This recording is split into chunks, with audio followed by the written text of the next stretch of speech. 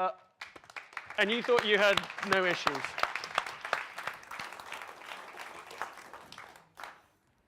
I need to get my props.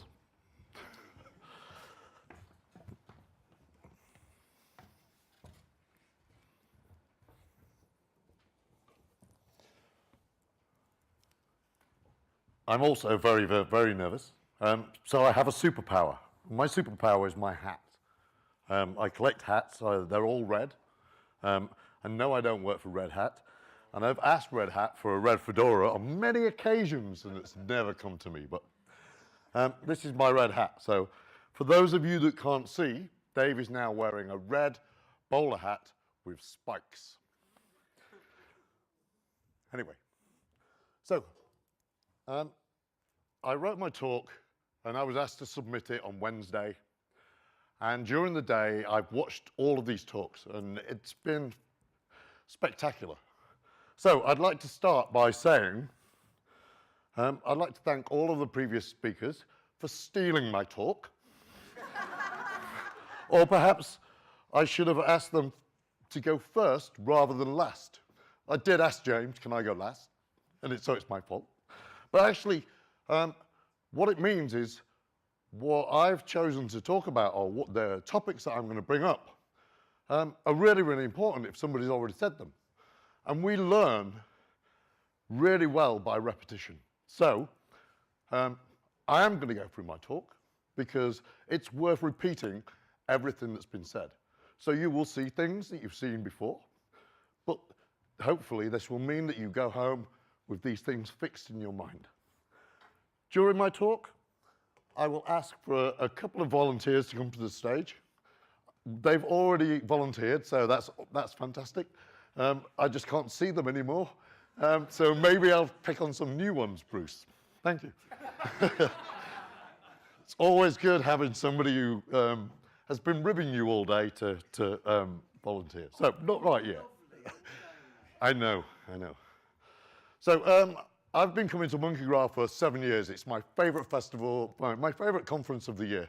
I wish the conference that I organized was as good as this. It's something to aim for. So I've been speaking at events such as this in many different places around the world for about 11 years. And every single talk I've given so far, other than work ones, have been related to accessibility. And now I've got to the point where this is wrong. Why should I still be talking about this after all of this time? And all of those times that I've given this talk, I've spoken about this is what you can do to make your website accessible. This is what you can do to make it easier. So I'm going to scrap all of that. I don't care, because I've talked about that before, and you can find those videos online. I'm going to tell you why we need to do these things. And I'm going to demonstrate that by showing that everybody in the world at some point will need these things. So the first thing I'm going to talk about is empathy. It's the ability to understand and share the feelings of another person. This is the best way that we can work to make sure that the products that we build, the systems that we build, work for everybody. This week, Harry Roberts tweeted this image. If you can't read it, it says, people that have designed a hotel room and people that have stayed in a hotel room. This tells us that there is no empathy between those two people. There are 3 different types of empathy. The first one is social empathy. That's sensing in yourself immediately what another person is feeling. Then we have empathic concern, which is like the love of a mother or a father, a parent, for their child, for their friends. And then we have cognitive empathy. This is best described as the phrase, walk a mile in somebody else's shoes. Put yourself in their place. So we'll come back to that. Already, we've talked about the accessibility principles, but I'm just going to reiterate those. They come out as an acronym, and we'll talk more about acronyms in a moment and how much I hate them. They are perceivable, operable, understandable, robust, poor. So, what do those mean? So, perceivable means that content can be understood by many other people, from all people. So, this shows us an example of different devices and different ways of interacting with those devices, etc. But some good examples. So, coming back to acronyms. We work in industries that have acronyms coming out of your ears everywhere. One of the ones that comes up in my industry again and again and again is HTML. I'm sure you know what that stands for. It stands How to Meet Lizards. Yeah. But without people using the acronym element on their websites, we don't know that. Because in my industry, it means something to your industry, and again and again and again. And often, I'll be having conversations with my girlfriend saying, and she'll speak in letters. If you use the acronym tag, a screen reader will use the letters to read it out, rather than try and pronounce some string of characters, which is really good. So, the second one is operable. This means that somebody should be able to operate the interface, the system, the thing that you've built for them. And here we have some examples. So sound, audio, visual, etc. So, for example, we may have to use your website via a special interface. One of the ones that I go to every single day, well, I stopped doing that because I swipe my card on everything. But I used to go to cash machines, and the interface on every single cash machine changes, and it's really difficult for me to understand. It should be understandable. So, text should be readable. I also suffer from dyslexia, as many people in this room. Content should appear predictable. So if I'm navigating a website or an interface of a product, it shouldn't change around completely. So if I go to a new page, should the menu move to the left-hand side rather than across the top? No, I want it to be predictable. I want to know what's going to come next. And then we have robust. Robust means that it will just continue to work. All of the time, new devices are being invented. New ways of consuming content, operating things are being invented. A few years ago, only 10 years ago, we had a desktop and that was it.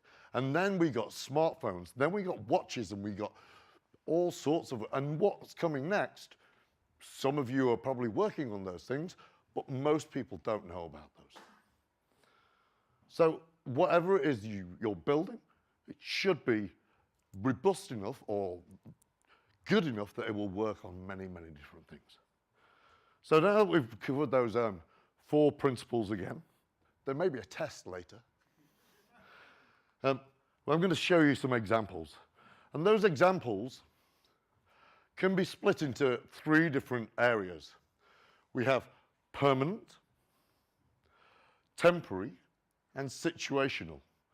Now, permanent may be, I can't see. Temporary may be a broken arm, for example. And situational, well, maybe I'm in a noisy environment and I can't hear what the other person is saying, or I can't hear the sound that's coming out of this device. I'm going to focus mostly on temporary and situational, because all of the time that I talk about accessibility, people are assuming, oh, you mean designing for screen readers. No, that's not what I mean. And I wrote a blog post about that. Accessibility isn't just for screen readers. You can find that on my website. But before we go into the temporary and situational, I'm going to go into one that's very, very common, but not covered too often. And this is color blindness. Approximately 1 in 12 males in the world are colorblind, and it's about 1 in 200. These are approximate numbers of women in the world are colorblind. That means in the UK, it's about 3 million people who are colorblind. That's about nearly 5% of the population. So if we look at this, you've probably seen this interface before. This is an interface for Google Analytics. And if you've worked in marketing or you have marketing teams, they use this. So there are 3-ish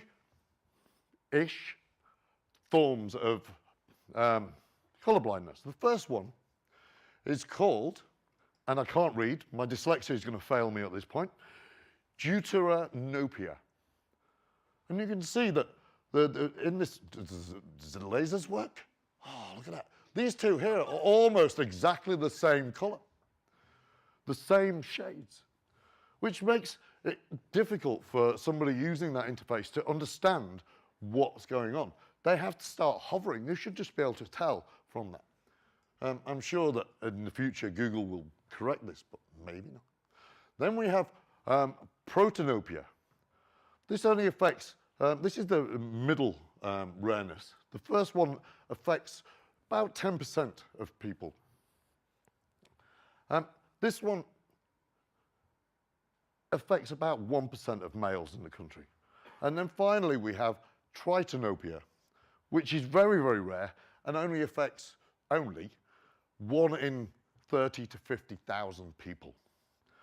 But all of the time, it's making this interface difficult to understand and difficult for the people to use.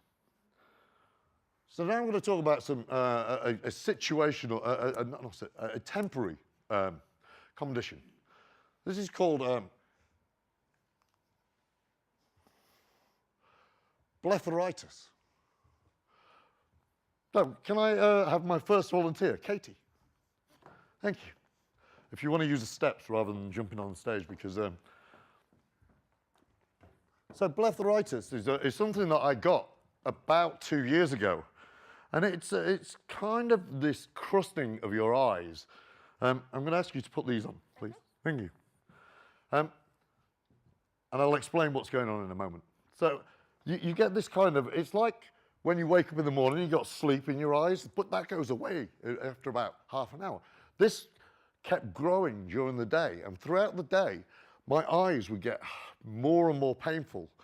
And then they would start to close up, and everything was going blurred, like you can see on this website. And this is kind of what Katie's seeing at the moment. You can see things, you can see shapes and people and colors, but it's all a little bit blurry. And if we scroll down this page, it's getting really, really difficult for people to read. Thank you, Katie. It is quite horrible. And it's really difficult to get. It's really easy to get. And it just is temporary. I had to go to Moorfields High Hospital, and they gave me these drops. And I don't know if anybody's put drops in their eyes, but it's horrible. But it makes it go away, and that's way, way better. And it's something that it affects mostly very young children, so like up to the age of 2, and then people as they get older towards the age of 50 and above. I was fortunate as I got it younger than 50. I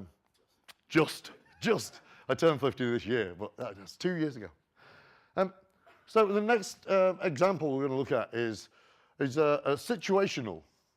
And people, Microsoft call this distracted drivers. Now, I disagree with Microsoft there because I don't want any distracting drivers on the roads. I want them to be paying attention to what they're doing. So, in here we have an example. There's a lady, she's driving a car, and she's got an interface that allows her to communicate with the car without taking her eyes and hands off the road. Fortunately, or unfortunately, this is a simulation, and every time she interacts with the device, she looks at it. She should be looking at the road. Anyway, is there some sound? Oh, My video is not working. Let's try again. There is a link on my website to this, and I will share that momentarily. There we go. We'll come back to that. So, now I'd like my next volunteer, Bart. Thank you very much. So, who in this room has broken their arm? Who in this room knows somebody who's broken their arm? Can you sit down, please? So, fortunately, I am a qualified first aider. I promise. Are you left-handed or right-handed, Bart? Right-handed. You're right-handed. Can you just do this? And can you just support that because it really, really hurts? Okay. I'm just going to help you there, and we're going to put. Shall I break his hand? I'm not going to break your hand. I like you too much. Whereas if it was Bruce, okay, just there.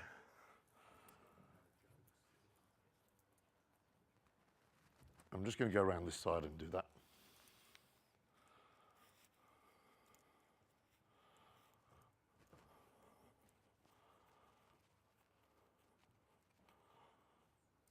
Okay, so now, Bart, I'd like you to operate this device.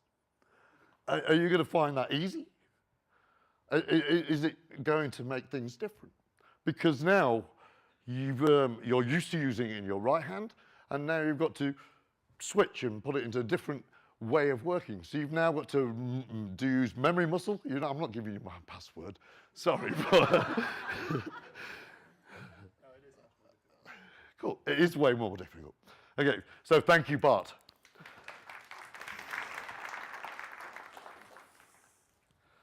So, the next one is going to demonstrate to us how product designers and technology can also debilitate us. So, quite often, we now have wireless technologies. Those wireless technologies need charging over time. This device used to have batteries that you could replace. Now, you have to charge it by plugging something into the bottom, which means that that device will no longer work whilst it's being charged. Sensible people will charge it overnight and when they get to work the next day, but we all forget things. So, I'm definitely not upgrading to this device.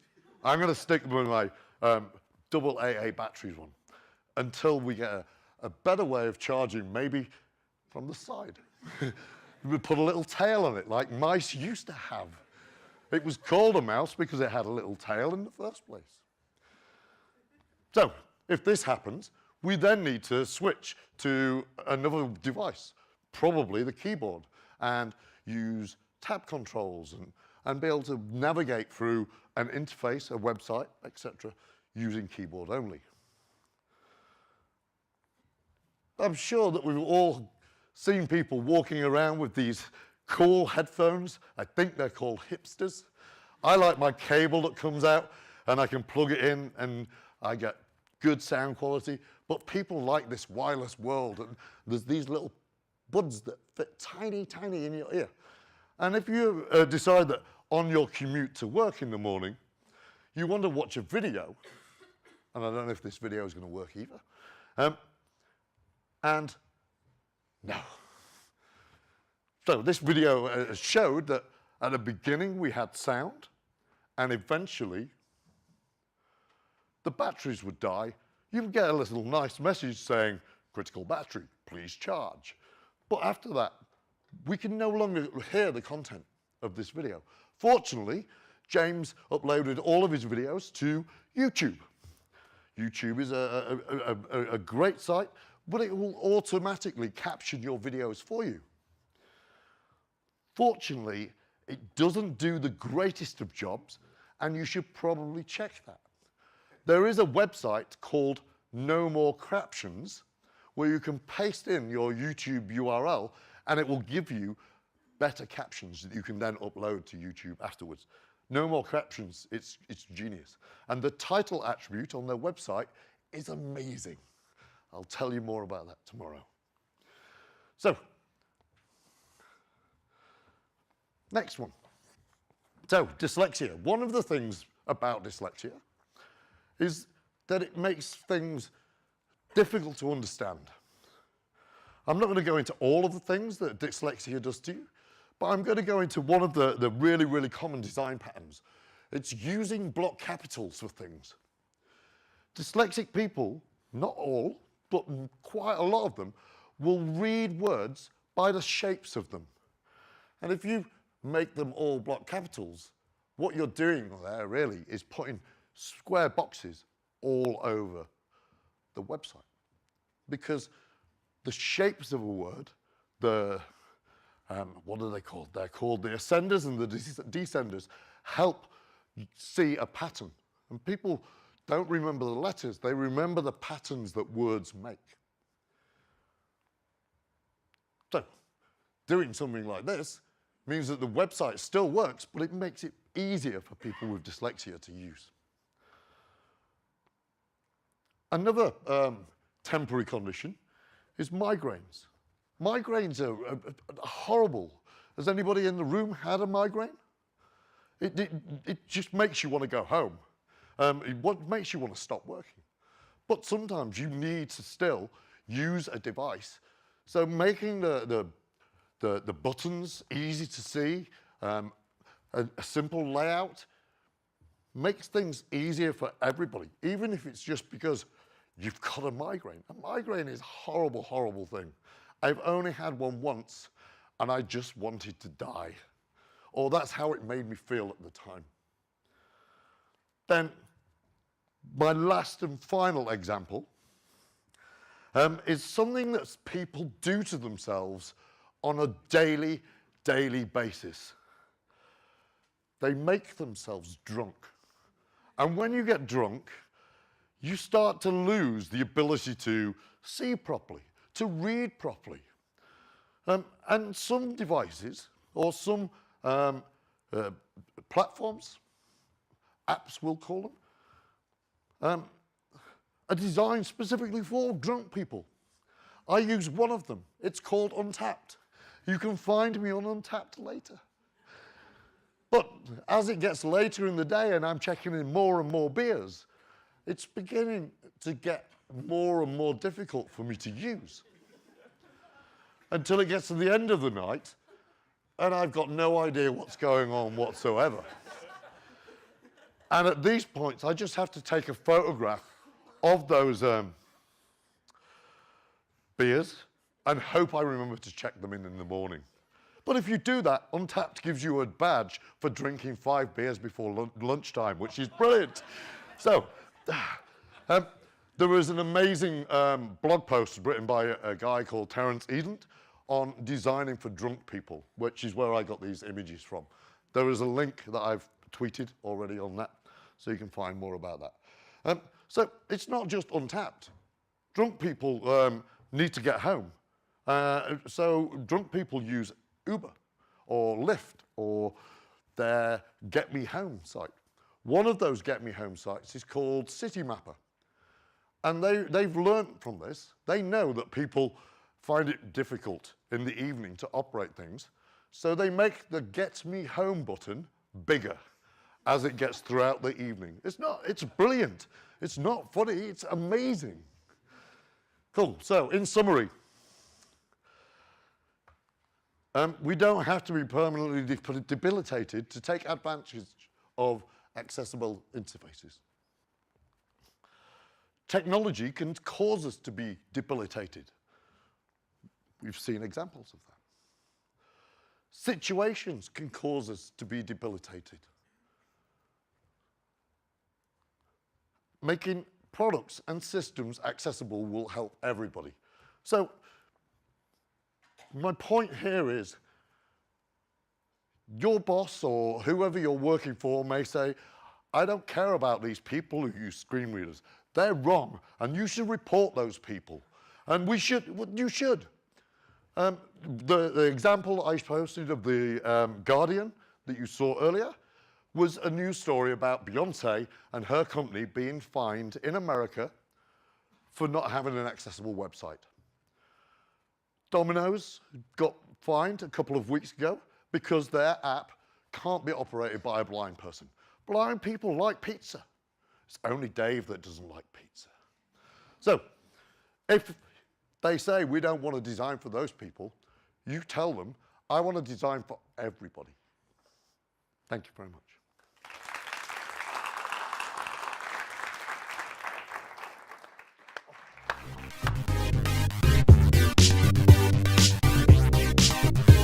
It's like when you wake up in the morning,